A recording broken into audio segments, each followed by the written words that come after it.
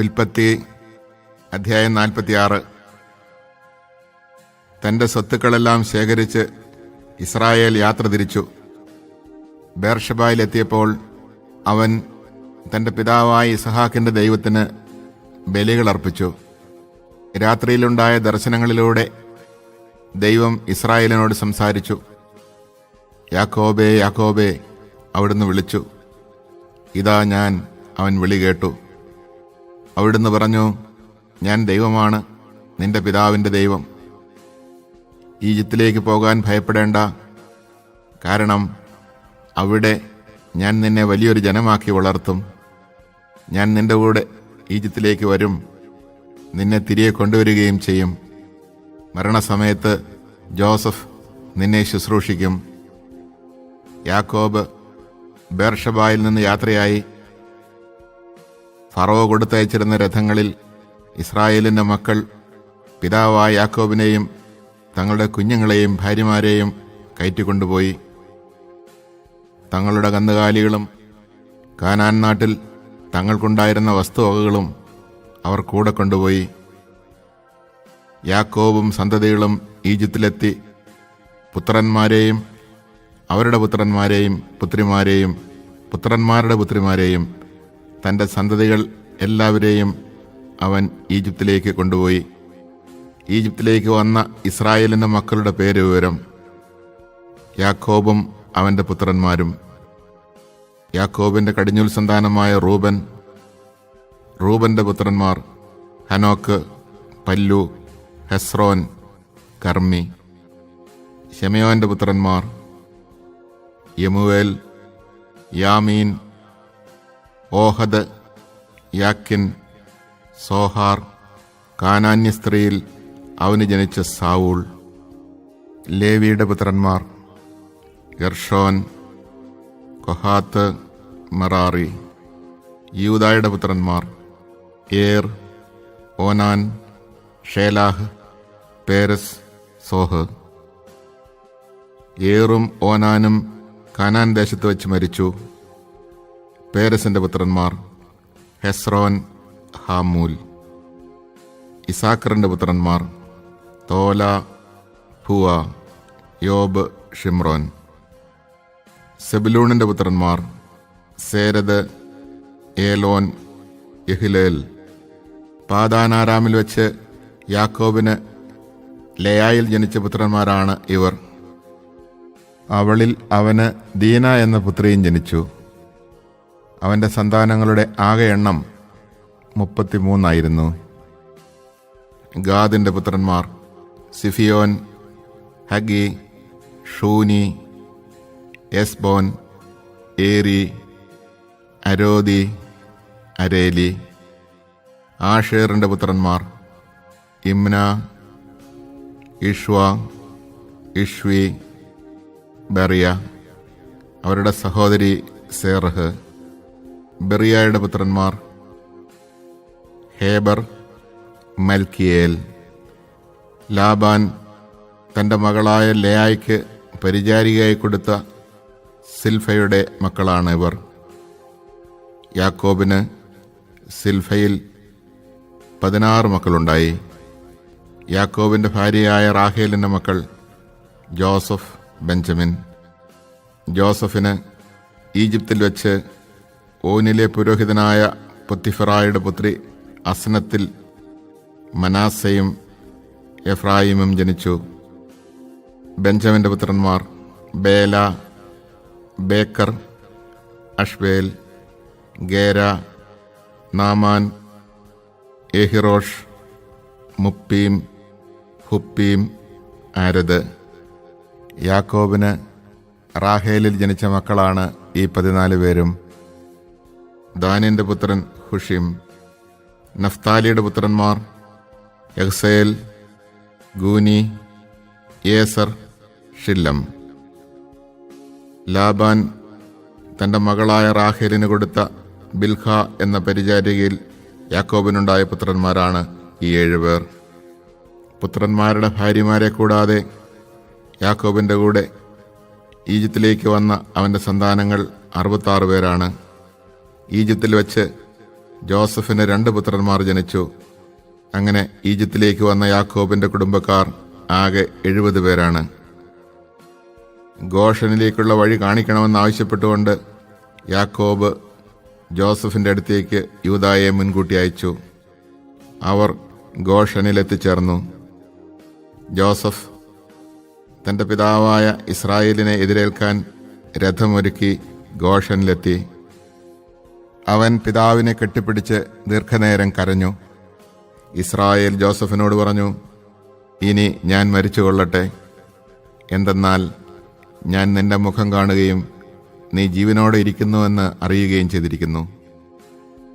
Joseph തൻ്റെ സഹോദരന്മാരോടും പിതൃകുടുംബത്തോടുമായി പറഞ്ഞു, ഞാൻ പോയി ഫറവോയോട് പറയട്ടെ, കാനാൻ ദേശത്തായിരുന്ന എൻ്റെ സഹോദരന്മാരും പിതൃകുടുംബം മുഴുവനും എൻ്റെ അടുത്ത് എത്തിച്ചേർന്നിരിക്കുന്നു. ഇവർ ഇടയന്മാരാണ്, കാലിമേയ്ക്കലാണ് ഇവരുടെ തൊഴിൽ. ആടും മാടും അവർക്കുള്ളതൊക്കെയും അവർ കൂടെ കൊണ്ടുവന്നിട്ടുണ്ട്.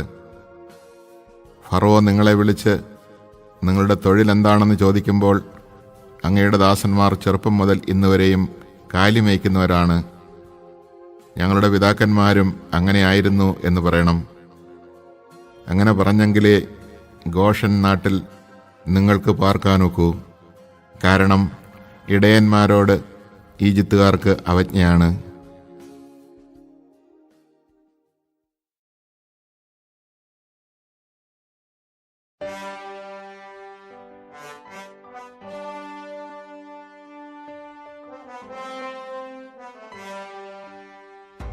ഉൽപ്പത്തി അധ്യായം 47. ജോസഫ് ഫറവോയുടെ അടുത്ത് എന്ന് പറഞ്ഞു, കാനാൻ ദേശത്തു നിന്ന് എൻ്റെ പിതാവും സഹോദരന്മാരും വന്നിട്ടുണ്ട്. അവരുടെ ആടുമാടുകളും അവർക്കുള്ള സകലതും കൂടെ കൊണ്ടുവന്നിട്ടുണ്ട്. അവരിപ്പോൾ ഗോഷൻ ദേശത്താണ്. തൻ്റെ സഹോദരന്മാരിൽ 5 പേരെ അവൻ ഫറവോയുടെ മുമ്പിൽ കൊണ്ടുവന്നു. അവൻ്റെ സഹോദരന്മാരോട് ഫറവോ ചോദിച്ചു, നിങ്ങളുടെ തൊഴിലെന്താണ്? അവർ പറഞ്ഞു, അങ്ങയുടെ ദാസന്മാർ ഇടയന്മാരാണ്, ഞങ്ങളുടെ പിതാക്കന്മാരും അങ്ങനെയായിരുന്നു. അവർ തുടർന്നു പറഞ്ഞു, ഇവിടെ താമസിക്കാനാണ് ഞങ്ങൾ വന്നിരിക്കുന്നത്. കാനാൻ ദേശത്ത് ക്ഷാമം രൂക്ഷമായതുകൊണ്ട് അങ്ങയുടെ ദാസരുടെ കാലികൾക്ക് അവിടെ തീറ്റയില്ല. ദയചെയ്ത് ഗോഷൻ ദേശത്ത് താമസിക്കാൻ ഞങ്ങളെ അനുവദിക്കണം. അപ്പോൾ ഫറവോ ജോസഫിനോട് പറഞ്ഞു, നിന്റെ പിതാവും സഹോദരന്മാരും നിന്റെ അടുത്തേക്ക് വന്നിരിക്കുന്നു. ഈജിപ്ത് ദേശം മുഴുവനും നിനക്ക് അധീനമാണ്. നാട്ടിൽ ഏറ്റവും നല്ല സ്ഥലത്ത് നിന്റെ പിതാവിനെയും സഹോദരന്മാരെയും പാർപ്പിക്കുക. അവർ ഗോഷൻ ദേശത്ത് താമസിക്കട്ടെ. അവരിൽ കാര്യശേഷിയുള്ളവരെ നിനക്കറിയാമെങ്കിൽ എൻ്റെ കാലികളെ അവരെ ഭരമേൽപ്പിക്കുക. അതിനുശേഷം ജോസഫ് തൻ്റെ പിതാവായ യാക്കോബിനെ ഫറവോയുടെ മുമ്പിൽ കൊണ്ടുവന്നു. യാക്കോബ് ഫറവോയെ അനുഗ്രഹിച്ചു. നിങ്ങൾക്ക് വയസ്സെത്രയായി? ഫറവോ ചോദിച്ചു. എൻ്റെ ദേശാന്തരവാസകാലം 130 വർഷമായിരിക്കുന്നു. അത് ഹ്രസ്വവും കഷ്ടപ്പാടുകൾ നിറഞ്ഞതുമായിരുന്നു. എൻ്റെ പിതാക്കന്മാരുടെ ദേശാന്തരവാസകാലത്തോളം ആയിട്ടില്ല അത്. ഫറവോയെ അനുഗ്രഹിച്ചതിന് ശേഷം യാക്കോബ് അവൻ്റെ അടുത്ത് നിന്ന് പോയി. ഫറവോ കൽപ്പിച്ചതുപോലെ ജോസഫ് തൻ്റെ പിതാവിനും സഹോദരന്മാർക്കും ഈജിപ്തിലെ ഒരു ദേശം അവകാശമായി നൽകി അവരെ അവിടെ പാർപ്പിച്ചു. നാട്ടിലെ ഏറ്റവും നല്ല ദേശമായ റംസേസാണ് അവൻ അവർക്ക് കൊടുത്തത്. ജോസഫ് തൻ്റെ പിതാവിനും സഹോദരന്മാർക്കും പിതാവിൻ്റെ വീട്ടുകാർക്കുമെല്ലാം അംഗസംഖ്യ അനുസരിച്ച് ആഹാരം കൊടുത്തു പോന്നു. ഒരു ദേശത്തും ആഹാരം കിട്ടാനില്ലായിരുന്നു. ക്ഷാമം അത്ര രൂക്ഷമായി.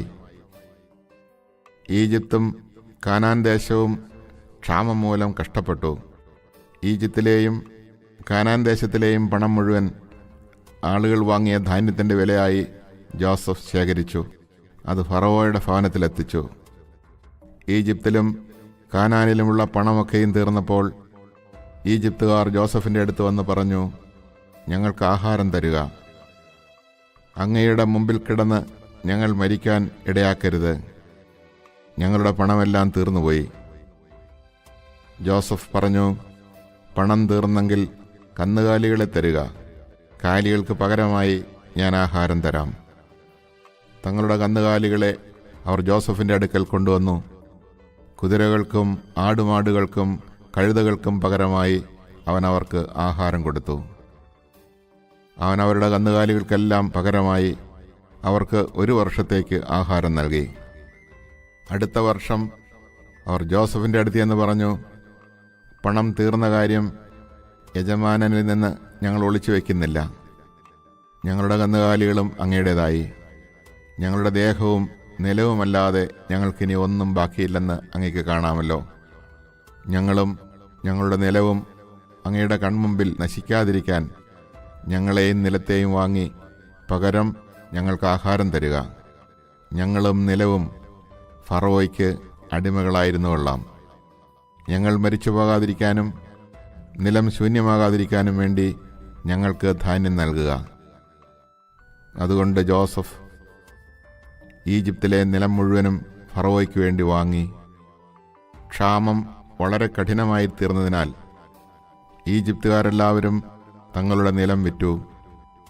അങ്ങനെ നിലമെല്ലാം ഫറവോയുടേതായി. ഈജിപ്തിൻ്റെ ഒരറ്റം മുതൽ മറ്റേ അറ്റം വരെയുള്ള സകലരും അടിമകളായി. പുരോഹിതന്മാരുടെ നിലം മാത്രം അവൻ വാങ്ങിയില്ല. പുരോഹിതന്മാർക്ക് ഉപജീവനത്തിനായി ഫറവോ ഒരു വിഹിതം നിശ്ചയിച്ചിട്ടുണ്ടായിരുന്നു. അതിനാൽ അവർ തങ്ങളുടെ നിലം വിറ്റില്ല. ജോസഫ് ജനങ്ങളോട് പറഞ്ഞു, ഇന്ന് ഞാൻ നിങ്ങളെയും നിങ്ങളുടെ നിലത്തെയും ഫറവോയ്ക്കായി വാങ്ങിയിരിക്കുന്നു. ഇതാ വിത്ത്, കൊണ്ടുപോയി വിതച്ചുകൊള്ളുവിൻ. കൊയ്യുമ്പോൾ 1/5 ഫറവോയ്ക്ക് കൊടുക്കണം. 4 നിങ്ങളുടേതായിരിക്കും. വിത്തിനായും നിങ്ങൾക്കും വീട്ടുകാർക്കും കുഞ്ഞുങ്ങൾക്കുമുള്ള ആഹാരത്തിനായും അതെടുത്തുകൊള്ളുക. അവർ പറഞ്ഞു, അങ്ങ് ഞങ്ങളുടെ ജീവൻ രക്ഷിച്ചു. യജമാനന് ഞങ്ങളിൽ കൃപയുണ്ടാകണം. ഞങ്ങൾ ഫറവോയുടെ അടിമകളായിരുന്നു കൊള്ളാം. അങ്ങനെ ജോസഫ് ഈജിപ്തിലെ നിലത്തെ സംബന്ധിച്ച് 1/5 ഫറവോയ്ക്ക് എന്നൊരു നിയമമുണ്ടാക്കി. അതിന്നും നിലനിൽക്കുന്നു. പുരോഹിതന്മാരുടെ നിലം മാത്രം ഫറവോയുടേതായില്ല. ഇസ്രായേൽ ഈജിപ്തിലെ ഗോഷൻ ദേശത്ത് പാർത്തു. അവർക്കവിടെ ധാരാളം സ്വത്തുണ്ടായി. അവർ സന്താന സമൃദ്ധിയുള്ളവരായി പെരുകി. യാക്കോബ് ഈജിപ്തിൽ 17 വർഷം ജീവിച്ചു. യാക്കോബിൻ്റെ ആയുഷ്കാലം 147 വർഷമായിരുന്നു. മരണസമയം അടുത്തപ്പോൾ ഇസ്രായേൽ ജോസഫിനെ വിളിച്ചു പറഞ്ഞു, നിനക്ക് എന്നിൽ പ്രീതിയുണ്ടെങ്കിൽ എന്നോട് വിശ്വസ്തമായും സത്യസന്ധമായും പ്രവർത്തിക്കാമെന്ന് എൻ്റെ തുടയ്ക്ക് കീഴെ കൈവച്ച് സത്യം ചെയ്യുക. എന്നെ ഈജിപ്തിൽ സംസ്കരിക്കരുത്. എനിക്ക് എൻ്റെ പിതാക്കന്മാരോടൊപ്പം വിശ്രമിക്കുന്നതിന് എന്നെ ഈജിപ്തിൽ നിന്ന് കൊണ്ടുപോയി അവരുടെ ശ്മശാനത്തിൽ അടക്കുക. ജോസഫ് സമ്മതിച്ചു. അങ്ങ് പറഞ്ഞതുപോലെ ഞാൻ ചെയ്യാം. എന്നോട് സത്യം ചെയ്യുക, അവൻ ആവശ്യപ്പെട്ടു. ജോസഫ് സത്യം ചെയ്തു. അപ്പോൾ ഇസ്രായേൽ കട്ടിൽ തലയ്ക്കൽ ശിരസ് നമിച്ചു.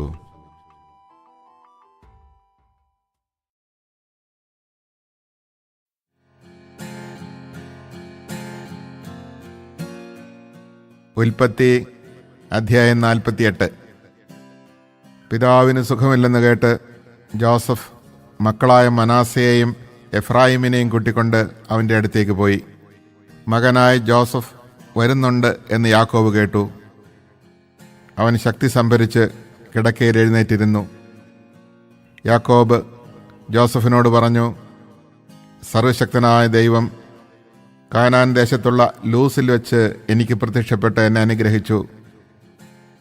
അവിടുന്ന് അരുളി ചെയ്തു, ഞാൻ നിന്നെ സന്താന സമൃദ്ധിയുള്ളവനാക്കി നിന്റെ സംഖ്യ വർദ്ധിപ്പിക്കും. നിന്നിൽ നിന്ന് ഞാൻ ജനതതികളെ പുറപ്പെടുവിക്കും. നിനക്ക് ശേഷം ഈ നാട് നിന്റെ സന്തതികൾക്ക് ഞാൻ നിത്യാവകാശമായി നൽകും.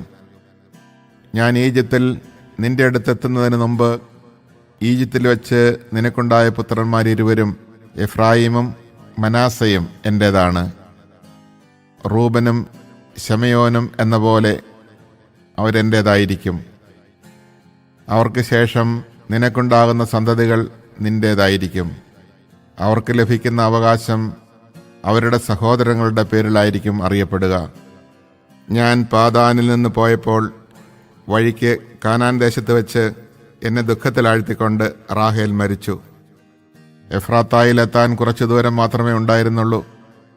ബേത്ലഹേം എന്നറിയപ്പെടുന്ന എഫ്രാത്തായിലേക്കുള്ള വഴിയിൽ ഞാൻ അവളെ അടക്കി. ജോസഫിൻ്റെ പുത്രന്മാരെ കണ്ടപ്പോൾ ഇസ്രായേൽ ഇവരാരാണ് എന്ന് ചോദിച്ചു. ജോസഫ് പറഞ്ഞു, ഇവർ എൻ്റെ മക്കളാണ്, ഇവിടെ വച്ച് ദൈവം എനിക്ക് തന്നവർ. അവൻ പറഞ്ഞു, അവരെ എൻ്റെ അടുക്കൽ കൊണ്ടുവരിക, ഞാൻ അവരെ അനുഗ്രഹിക്കട്ടെ.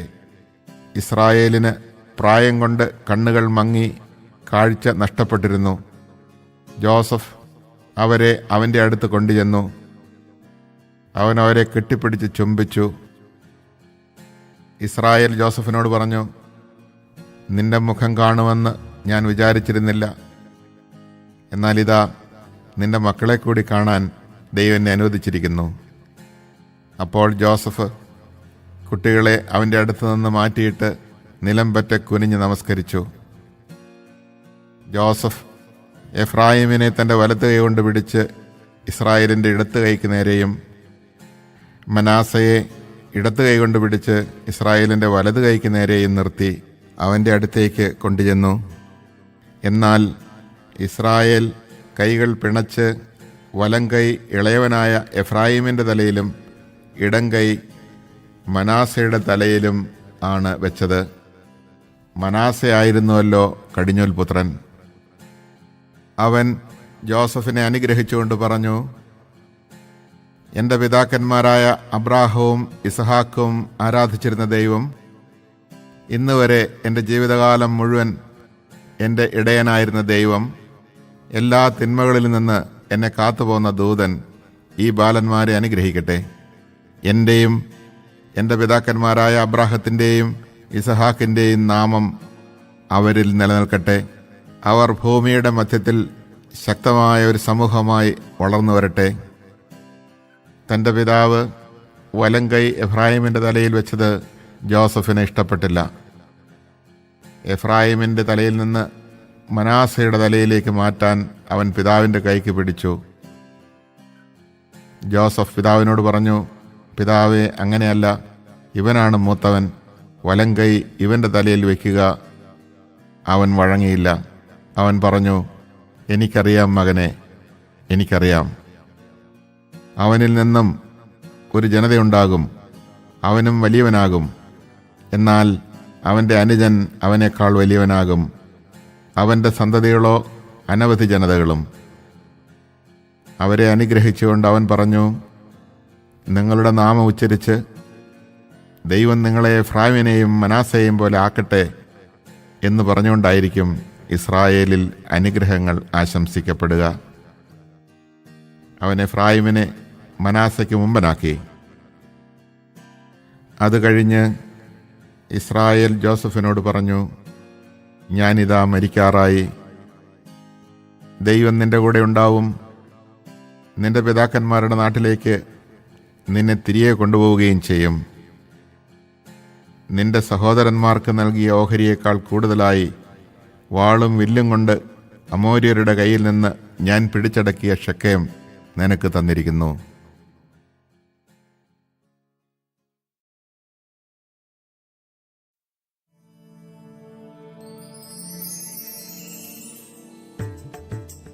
ഉൽപ്പത്തി അധ്യായം 49.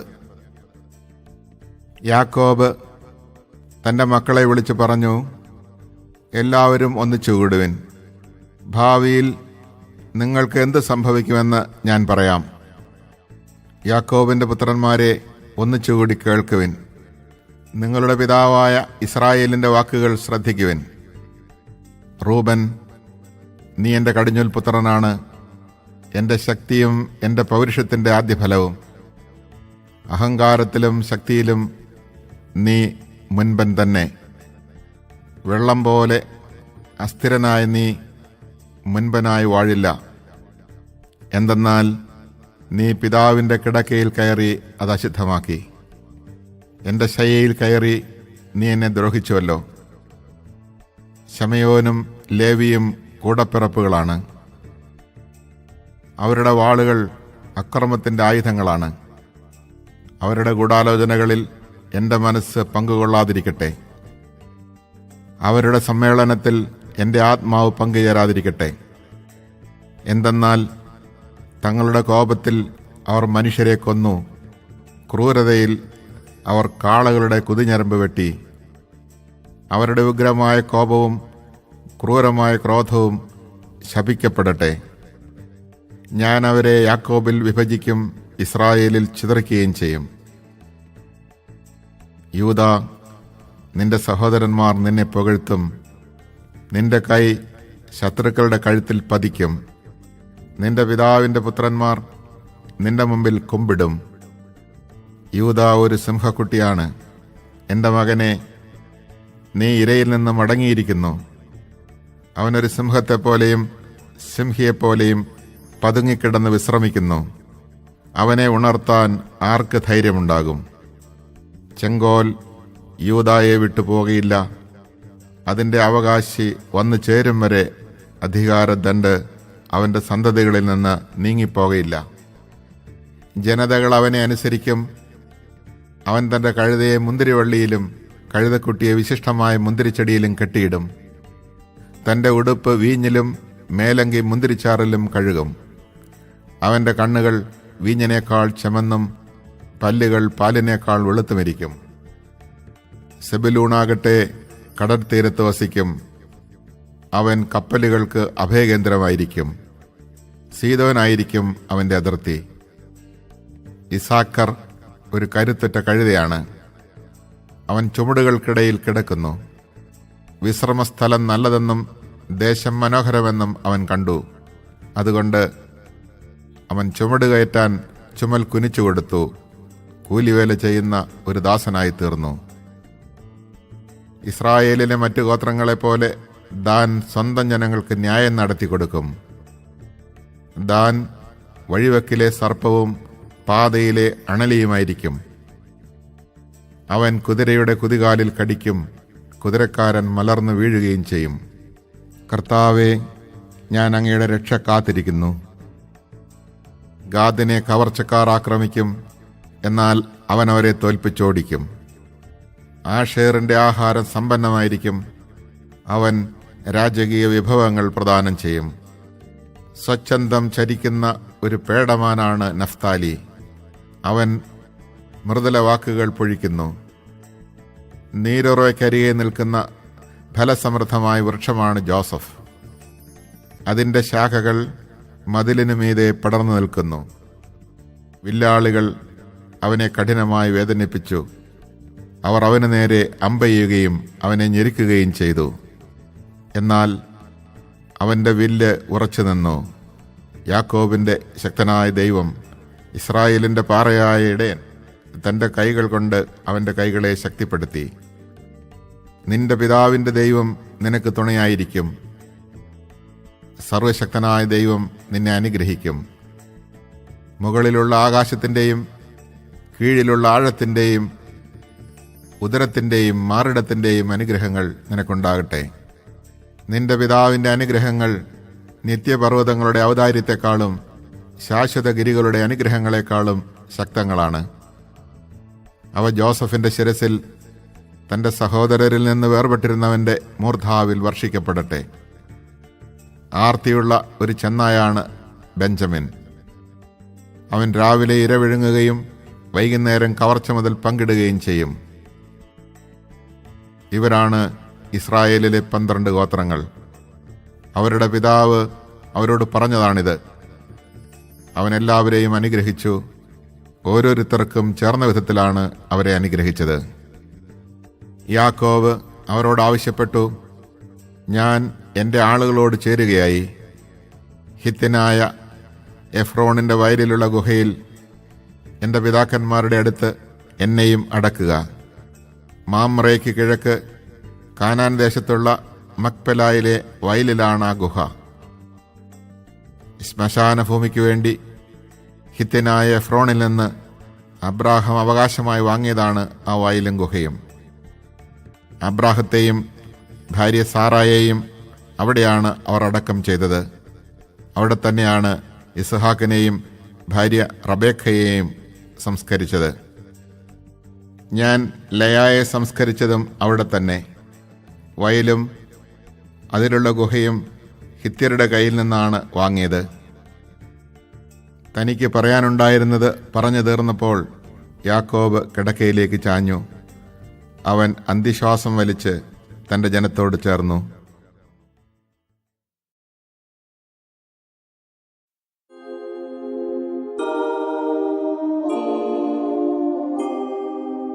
ഉൽപ്പത്തി അധ്യായം 50. ജോസഫ് തൻ്റെ പിതാവിൻ്റെ മുഖത്തേക്ക് കമിഴ്ന്നു വീണ് കരഞ്ഞുകൊണ്ട് അവനെ ചുംബിച്ചു.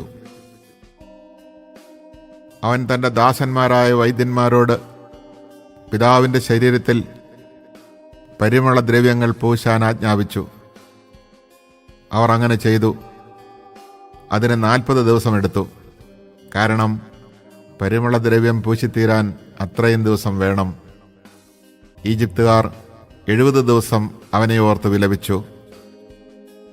അവന് വേണ്ടിയുള്ള വിലാപകാലം കഴിഞ്ഞപ്പോൾ ജോസഫ് ഫറവോയുടെ വീട്ടുകാരോട് പറഞ്ഞു, നിങ്ങൾ എന്നിൽ സംപ്രീതരാണെങ്കിൽ ദയചെയ്ത് ഫറവോയോട് ഇങ്ങനെ ഉണർത്തിക്കുക, എൻ്റെ പിതാവ് എന്നെക്കൊണ്ടൊരു പ്രതിജ്ഞ ചെയ്യിച്ചു. അവൻ പറഞ്ഞു, ഞാൻ മരിക്കാറായി. കാനാൻ ദേശത്ത് എനിക്ക് വേണ്ടി ഞാൻ തയ്യാറാക്കിയിരിക്കുന്ന കല്ലറയിൽ തന്നെ നീ എന്നെ സംസ്കരിക്കണം. അതുകൊണ്ട് ഞാൻ പോയി എൻ്റെ പിതാവിനെ സംസ്കരിക്കട്ടെ, അത് കഴിഞ്ഞ് ഞാൻ തിരിച്ചു വരും. ഫറവോ പറഞ്ഞു, നീ പോയി അവൻ പ്രതിജ്ഞ ചെയ്യിച്ചതനുസരിച്ച് അവനെ സംസ്കരിക്കുക. ജോസഫ് പിതാവിനെ സംസ്കരിക്കാൻ പോയി. ഫറവോയുടെ വേലക്കാരും കൊട്ടാരത്തിലെ പ്രമാണികളും ഈജിപ്തിലെ തലവന്മാരും അവനോടൊപ്പം പോയി. ജോസഫിൻ്റെ വീട്ടുകാരും സഹോദരന്മാരും പിതാവിൻ്റെ കുടുംബവും അവൻ്റെ കൂടെ ഉണ്ടായിരുന്നു. കുട്ടികളും ആടുമാടുകളും മാത്രമേ ഗോഷൻ ദേശത്ത് ശേഷിച്ചുള്ളൂ. രഥങ്ങളും കുതിരക്കാരും അവനെ അനുഗമിച്ചു. അത് വലിയൊരു സംഘമായിരുന്നു. ജോർദാൻ അക്കരെയുള്ള അത്താദിലെ മെതിസ്ഥലത്തെത്തിയപ്പോൾ അവർ ഉച്ചത്തിൽ വിലപിച്ചു. അവൻ 7 ദിവസം പിതാവിനെ ഓർത്ത് വിലപിച്ചു. അന്നാട്ടുകാരായ കാനാന്യർ അത്താദിൻ്റെ മെതിക്കളത്തിൽ നടന്ന ഈ വിലാപം കേട്ടപ്പോൾ ഈജിപ്തുകാർക്ക് വളരെ ഗൗരവമുള്ള ഒരു വിലാപമാണിത് എന്ന് പറഞ്ഞു. അതുകൊണ്ട് ആ സ്ഥലത്തിന് ആബേൽ മിസ്രയും എന്ന് പേരുണ്ടായി. അത് ജോർദാന് അക്കരെയാണ്. അങ്ങനെ യാക്കോബ് ആവശ്യപ്പെട്ടതുപോലെ അവൻ്റെ മക്കൾ പ്രവർത്തിച്ചു. അവർ അവനെ കാനാൻ ദേശത്ത് കൊണ്ടുപോയി മാമ്രയ്ക്ക് കിഴക്ക് മക്പെലായിലുള്ള വയലിലെ ഗുഹയിൽ സംസ്കരിച്ചു. അബ്രാഹാം ഹിത്യനായ എഫ്രോണിൽ നിന്ന് ശ്മശാന ഭൂമിക്ക് വേണ്ടി വയലുൾപ്പെടെ അവകാശമായി വാങ്ങിയതാണ് ആ ഗുഹ. പിതാവിനെ സംസ്കരിച്ചതിന് ശേഷം ജോസഫ് സഹോദരന്മാരും കൂടെ പോയ എല്ലാവരുമൊത്ത് ഈജിപ്തിലേക്ക് മടങ്ങി. തങ്ങളുടെ പിതാവ് മരിച്ചപ്പോൾ ജോസഫിൻ്റെ സഹോദരന്മാർ പറഞ്ഞു, ഒരുപക്ഷേ ജോസഫ് നമ്മെ വെറുക്കുകയും നാം ചെയ്ത ദ്രോഹത്തിനെല്ലാം പകരം വീട്ടുകയും ചെയ്യും. പിതാവ് മരിക്കുന്നതിന് മുമ്പ് ഇങ്ങനെ കൽപ്പിച്ചിരുന്നു എന്ന് പറയാൻ അവർ ഒരു ദൂതനെ അവൻ്റെ അടുത്തേക്ക് അയച്ചു. ജോസഫിനോട് പറയുക, അങ്ങയുടെ സഹോദരന്മാരുടെ തെറ്റുകളും കുറ്റങ്ങളും ദയവായി അവരോട് ക്ഷമിക്കുക. അവർ അങ്ങയെ ദ്രോഹിച്ചു. അങ്ങയുടെ പിതാവിൻ്റെ ദൈവത്തിൻ്റെ ദാസന്മാരുടെ തെറ്റുകൾ പൊറുക്കണമെന്ന് ഞങ്ങൾ അപേക്ഷിക്കുന്നു. അവർ ഇത് പറഞ്ഞപ്പോൾ ജോസഫ് കരഞ്ഞുപോയി. സഹോദരന്മാർ വന്ന് അവൻ്റെ മുമ്പിൽ വീണ് പറഞ്ഞു, ഞങ്ങൾ അങ്ങയുടെ ദാസന്മാരാണ്. ജോസഫ് പറഞ്ഞു, നിങ്ങൾ പേടിക്കേണ്ട, ഞാൻ ദൈവത്തിൻ്റെ സ്ഥാനത്താണോ? നിങ്ങൾ എനിക്ക് തിന്മ ചെയ്തു, പക്ഷേ ദൈവം അത് നന്മയാക്കി മാറ്റി. ഇന്ന് കാണുന്നത് പോലെ അനേകരുടെ ജീവൻ രക്ഷിക്കാൻ വേണ്ടിയാണ് അവിടുന്ന് അത് ചെയ്തത്. അതുകൊണ്ട് ഭയപ്പെടേണ്ട, നിങ്ങളെയും നിങ്ങളുടെ കുഞ്ഞുങ്ങളെയും ഞാൻ പോറ്റിക്കൊള്ളാം. അങ്ങനെ അവൻ അവരെ ധൈര്യപ്പെടുത്തുകയും സാന്ത്വനപ്പെടുത്തുകയും ചെയ്തു. ജോസഫും അവൻ്റെ പിതാവിൻ്റെ കുടുംബവും ഈജിപ്തിൽ പാർത്തു. ജോസഫ് 110 കൊല്ലം ജീവിച്ചു. എഫ്രായിമിൻ്റെ 3-ാം തലമുറയിലെ മക്കളെ അവൻ കണ്ടു. മനാസയുടെ മകനായ മാക്കീറിൻ്റെ കുഞ്ഞുങ്ങളും ജോസഫിൻ്റെ മടിയിൽ കിടന്നിട്ടുണ്ട്. ജോസഫ് സഹോദരന്മാരോട് പറഞ്ഞു, ഞാൻ മരിക്കാറായി, എന്നാൽ ദൈവം നിങ്ങളെ സന്ദർശിക്കും. അബ്രാഹത്തിനും ഇസഹാക്കിനും യാക്കോബിനും വാഗ്ദാനം ചെയ്ത നാട്ടിലേക്ക് അവിടുന്ന് നിങ്ങളെ കൊണ്ടുപോകും. ദൈവം നിങ്ങളെ സന്ദർശിക്കുമ്പോൾ നിങ്ങൾ എൻ്റെ അവശിഷ്ടങ്ങൾ ഇവിടെ നിന്ന് കൊണ്ടുപോകണം എന്ന് തൻ്റെ സഹോദരന്മാരോട് പറഞ്ഞ് ജോസഫ് അവരെ കൊണ്ട് പ്രതിജ്ഞ ചെയ്യിച്ചു. 110 വയസ്സായപ്പോൾ ജോസഫ് മരിച്ചു. അവർ അവനെ പരിമളദ്രവ്യം പൂശി ഈജിപ്തിൽ ഒരു ശവപ്പെട്ടിയിൽ സൂക്ഷിച്ചു.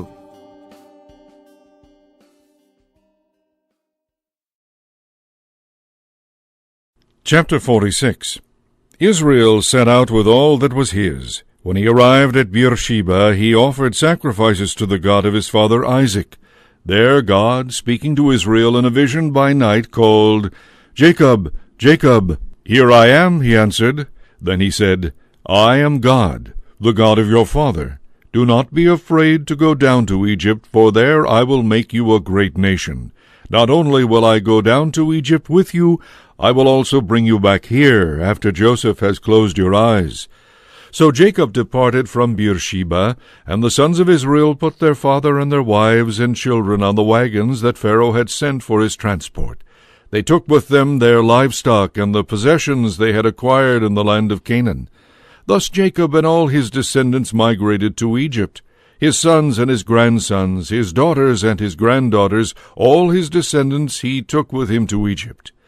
These are the names of the Israelites, Jacob and his descendants, who migrated to Egypt: Reuben, Jacob's firstborn, and the sons of Reuben, Hanoch, Palu, Hezron, and Carmi; the sons of Simeon, Nemuel, Jamin, Ochad, Jachin, Zohar, and Shaul, son of a Canaanite woman; the sons of Levi, Gershon, Kohath, and Merari; the sons of Judah, Onan, Shelah, Perez, and Zerah. But and Onan had died in the land of Canaan. And the sons of Perez were Hezron and Hamul. The sons of Issachar, Tola, Pua, Jashub, and Shimron. The sons of Zebulun, Sered, Elon, and Jahleel. These were the sons whom Leah bore to Jacob in Padan Aram, along with his daughter Dinah, 33 persons in all, male and female.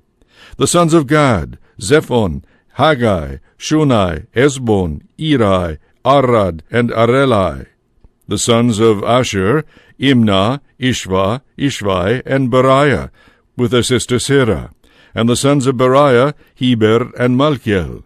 These were the descendants of Zilpah, whom Laban had given to his daughter Leah. These she bore to Jacob, 16 persons in all. The sons of Jacob's wife Rachel, Joseph, and Benjamin. In the land of Egypt Joseph became the father of Manasseh and Ephraim, whom Asenath, daughter of Potipherah, priest of Heliopolis, bore to him. The sons of Benjamin, Bela, Becher, Ashbel, Gera, Naaman, Ahiram, Shufam, Hufam, and Ard. These were the sons whom Rachel bore to Jacob, 14 persons in all.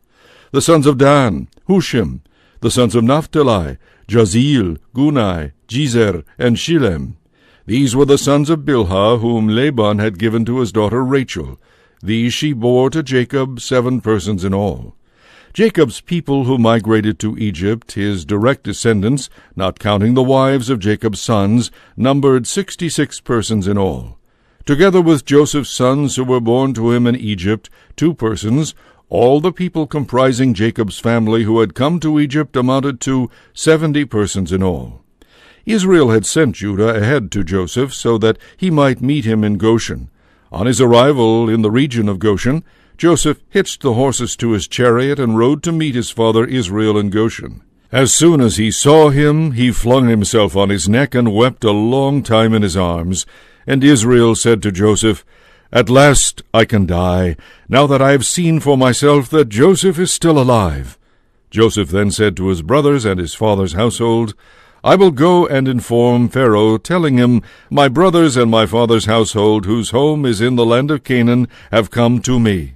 The men are shepherds, having long been keepers of livestock, and they have brought with them their flocks and herds, as well as everything else they own.' So when Pharaoh summons you and asks what your occupation is, you must answer, 'We, your servants, like our ancestors, have been keepers of livestock from the beginning until now,' in order that you may stay in the region of Goshen, since all shepherds are abhorrent to the Egyptians." Chapter 47. Joseph went and told Pharaoh, "My father and my brothers have come from the land of Canaan with their flocks and herds and everything else they own, and they are now in the region of Goshen." He then presented to Pharaoh 5 of his brothers whom he had selected from their full number. When Pharaoh asked them what their occupation was, they answered, "We, your servants, like our ancestors, are shepherds. We have come," they continued, "in order to stay in this country, for there is no pasture for your servants' flocks in the land of Canaan, so severe has the famine been there. Please, therefore, let your servants settle in the region of Goshen." Pharaoh said to Joseph, "They may settle in the region of Goshen, and if you know any of them to be qualified, you may put them in charge of my own livestock." Thus when Jacob and his sons came to Joseph in Egypt, and Pharaoh, king of Egypt, heard about it, Pharaoh said to Joseph, "Now that your father and brothers have come to you, the land of Egypt is at your disposal. Settle your father and brothers in the pick of the land." Then Joseph brought his father Jacob and presented him to Pharaoh. After Jacob had paid his respects to Pharaoh, Pharaoh asked him, "How many years have you lived?" Jacob replied, "The years I have lived as a wayfarer amount to 130. Few and hard have been these years of my life, and they do not compare with the years that my ancestors lived as wayfarers." Then Jacob bade Pharaoh farewell and withdrew from his presence. As Pharaoh had ordered, Joseph settled his father and brothers and gave them holdings in Egypt on the pick of the land, in the region of Ramesses. And Joseph sustained his father and brothers and his father's whole household, down to the youngest, with food.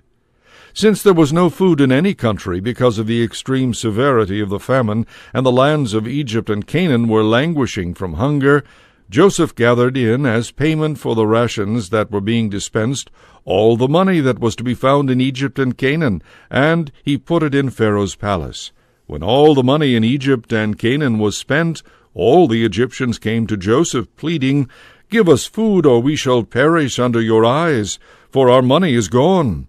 "Since your money is gone," replied Joseph, "give me your livestock, and I will sell you bread in return for your livestock." So they brought their livestock to Joseph, and he sold them food in return for their horses, their flocks of sheep, and herds of cattle, and their donkeys. Thus he got them through that year with bread in exchange for all their livestock. When that year ended, they came to him in the following one and said, "We cannot hide from my lord that with our money spent and our livestock made over to my lord, there is nothing left to put at my lord's disposal except our bodies and our farmland. Why should we and our land perish before your very eyes? Take us and our land in exchange for food, and we will become Pharaoh's slaves, and our land his property. Only give us seed, that we may survive and not perish, and that our land may not turn into a waste." Thus Joseph acquired all the farmland of Egypt for Pharaoh, since, with the famine too much for them to bear, every Egyptian sold his field, so the land passed over to Pharaoh. And the people were reduced to slavery, from one end of Egypt's territory to the other. Only the priests' lands Joseph did not take over, since the priests had a fixed allowance from Pharaoh and lived off the allowance Pharaoh had granted them. They did not have to sell their land. Joseph told the people, "Now that I've acquired you and your land for Pharaoh, here is your seed for sowing the land. But when the harvest is in, you must give 1/5 of it to Pharaoh, while you keep 4/5 as seed for your fields, and as food for yourselves and your families, and as food for your children." "You have saved our lives," they answered. "We are grateful to my lord that we can be Pharaoh's slaves." Thus Joseph made it a law for the land in Egypt, which is still in force, that a fifth of its produce should go to Pharaoh. Only the land of the priests did not pass over to Pharaoh. Thus Israel settled in the land of Egypt, in the region of Goshen. There they acquired property, were fertile, and increased greatly. Jacob lived in the land of Egypt for 17 years. The span of his life came to 147 years. When the time approached for Israel to die, he called his son Joseph and said to him, "If you really wish to please me, put your hand under my thigh as a sign of your constant loyalty to me. Do not let me be buried in Egypt. When I lie down with my ancestors, have me taken out of Egypt and buried in their burial place." "I will do as you say," he replied. But his father demanded, "Swear it to me." So Joseph swore to him. Then Israel bowed at the head of the bed. Chapter 48. Some time afterward Joseph was informed, "Your father is failing." So he took along with him his 2 sons, Manasseh and Ephraim. When Jacob was told, "Your son Joseph has come to you," he rallied his strength and sat up in bed. Jacob then said to Joseph, "God Almighty appeared to me at Luz in the land of Canaan, and blessing me, he said, 'I will make you fertile and numerous, and raise you into an assembly of tribes, and I will give this land to your descendants after you as a permanent possession. Your 2 sons, therefore, who were born to you in the land of Egypt before I joined you here, shall be mine. Ephraim and Manasseh shall be mine, as much as Reuben and Simeon are mine. Progeny born to you after them shall remain yours, but their heritage shall be recorded in the names of their 2 brothers. I do this because when I was returning from Padan, your mother Rachel died, to my sorrow, during the journey in Canaan, while we were still a short distance from Ephrath. And I buried her there on the way to Ephrath, that is Bethlehem. When Israel saw Joseph's sons, he asked, 'Who are these?' 'They are my sons,' Joseph answered his father, 'whom God has given me here.' 'Bring them to me,' said his father, 'that I may bless them.' Now Israel's eyes were dim from age, and he could not see well. When Joseph brought his sons close to him, he kissed and embraced them. Then Israel said to Joseph, 'I never expected to see your face again, and now God has allowed me to see your descendants as well.' Joseph removed them from his father's knees and bowed down before him with his face to the ground. Then Joseph took the 2, Ephraim with his right hand to Israel's left, and Manasseh with his left hand to Israel's right, and led them to him. But Israel, crossing his hands, put out his right hand and laid it on the head of Ephraim, although he was the younger, and his left hand on the head of Manasseh, although he was the firstborn. Then he blessed them with these words, "May the God in whose ways my fathers Abraham and Isaac walked, the God who has been my shepherd from my birth to this day, the angel who has delivered me from all harm, bless these boys, that in them my name be recalled, and the names of my fathers Abraham and Isaac, and they may become teeming multitudes upon the earth." When Joseph saw that his father had laid his right hand on Ephraim's head, this seemed wrong to him, so he took hold of his father's hand to remove it from Ephraim's head to Manasseh's, saying, "That is not right, father. The other one is the firstborn. Lay your right hand on his head." But his father resisted. "I know it, son," he said, "I know. That one too shall become a tribe, and he too shall be great. Nevertheless, his younger brother shall surpass him, and his descendants shall become a multitude of nations. So when he blessed them that day and said, "By you shall the people of Israel pronounce blessings," may they say, "God make you like Ephraim and Manasseh." He placed Ephraim before Manasseh. Then Israel said to Joseph, "I am about to die, but God will be with you and will restore you to the land of your fathers. As for me, I give to you, as to the one above his brothers, Shechem, which I captured from the Amorites with my sword and bow." Chapter 49. Jacob called his sons and said, "Gather around, that I may tell you what is to happen to you in days to come. Assemble and listen, sons of Jacob, listen to Israel your father. You, Reuben, my firstborn, my strength, and the first fruit of my manhood, excelling in rank and excelling in power. Unruly as water you shall no longer excel, for you climbed into your father's bed and defiled my couch to my sorrow. Simeon and Levi, brothers indeed, weapons of violence are their knives. Let not my soul enter their counsel, or my spirit be joined with their company. For in their fury they slew men, in their wilfulness they maimed oxen. Cursed be their fury so fierce, and their rage so cruel. I will scatter them in Jacob, disperse them throughout Israel. You, Judah, shall your brothers praise, your hand on the neck of your enemies. The sons of your father shall bow down to you. Judah, like a lion's whelp, you have grown up on prey, my son. He crouches like a lion recumbent, the king of beasts. Who would dare rouse him? The scepter shall never depart from Judah, or the mace from between his legs. While tribute is brought to him, and he receives the people's homage, he tethers his donkey to the vine, his purebred ass to the choicest stem. In wine he washes his garments, his robe in the blood of grapes. His eyes are darker than wine, and his teeth are whiter than milk. Zebulun shall dwell by the seashore. This means a shore for ships, and his flank shall be based on Sidon. Issachar is a raw-boned ass, crouching between the saddlebags. When he saw how good a settled life was, and how pleasant the country, he bent his shoulder to the burden, and became a toiling serf. Dan shall achieve justice, for his kindred like any other tribe of Israel. Let Dan be a serpent by the roadside, a horned viper by the path, that bites the horse's heel, so that the rider tumbles backward. I long for your deliverance, O Lord. Gad shall be raided by raiders, but he shall raid at their heels. Asher's produce is rich, and he shall furnish dainties for kings. Naphtali is a hind let loose, which brings forth lovely fawns. Joseph is a wild colt by a spring, a wild ass on a hillside. Harrying and attacking, the archers opposed him, but each one's bow remained stiff, as their arms were unsteady. By the power of the mighty one of Jacob, because of the shepherd, the rock of Israel, the God of your father who helps you, God Almighty who blesses you, with the blessings of the heavens above, the blessings of the abyss that crouches below, the blessings of breasts and womb, the blessings of fresh grain and blossoms, the blessings of the everlasting mountains, the delights of the eternal hills.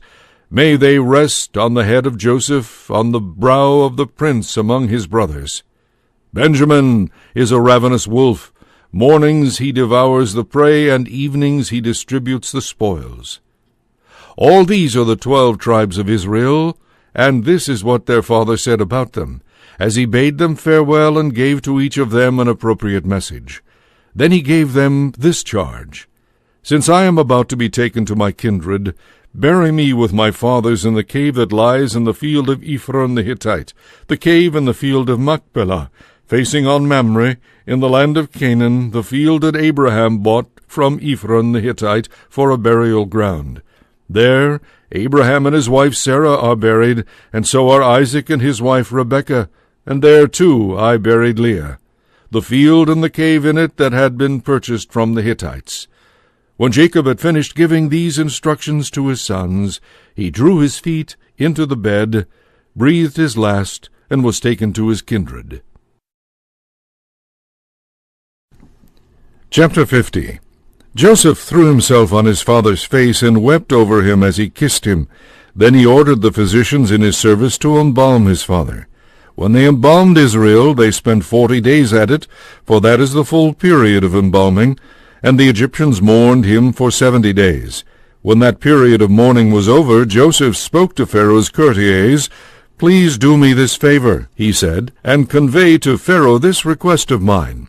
Since my father at the point of death made me promise on oath to bury him in the tomb that he had prepared for himself in the land of Canaan, may I go up there to bury my father and then come back?" Pharaoh replied, "Go and bury your father, as he made you promise on oath." So Joseph left to bury his father, and with him went all of Pharaoh's officials who were senior members of his court, and all the other dignitaries of Egypt, as well as Joseph's whole household, his brothers, and his father's household. Only their children and their flocks and herds were left in the region of Goshen. Chariots too and charioteers went up with him. It was a very large retinue. When they arrived at Goren-ha-Atad, which is beyond the Jordan, they held there a very great and solemn memorial service, and Joseph observed 7 days of mourning for his father. When the Canaanites who inhabited the land saw the mourning at Goren-ha-Atad, they said, "This is a solemn funeral the Egyptians are having." That is why the place was named Abel Misraim. It is beyond the Jordan. Thus Jacob's sons did for him as he had instructed them. They carried him to the land of Canaan and buried him in the cave in the field of Machpelah, facing on Mamre, the field that Abraham had bought for a burial ground from Ephron the Hittite. After Joseph had buried his father, he returned to Egypt, together with his brothers and all who had gone up with him for the burial of his father. Now that their father was dead, Joseph's brothers became fearful and thought, "Suppose Joseph has been nursing a grudge against us, and now plans to pay us back in full for all the wrong we did him." So they approached Joseph and said, "Before your father died, he gave us these instructions. You shall say to Joseph, 'Jacob begs you to forgive the criminal wrongdoing of your brothers who treated you so cruelly. Please, therefore, forgive the crime that we, the servants of your father's God, committed.'" When they spoke these words to him, Joseph broke into tears. Then his brothers proceeded to fling themselves down before him and said, "Let us be your slaves." But Joseph replied to them, "Have no fear. Can I take the place of God? Even though you meant harm to me, God meant it for good, to achieve his present end, the survival of many people. Therefore have no fear. I will provide for you and for your children." By thus speaking kindly to them, he reassured them. Joseph remained in Egypt together with his father's family. He lived 110 years. He saw Ephraim's children to the 3rd generation, and the children of Manasseh's son Machir were also born on Joseph's knees. Joseph said to his brothers, "I am about to die. God will surely take care of you and lead you out of this land to the land that he promised on oath to Abraham, Isaac, and Jacob." Then putting the sons of Israel under oath, he continued, "When God thus takes care of you, you must bring my bones up with you from this place." Joseph died at the age of 110. He was embalmed and laid to rest in a coffin in Egypt.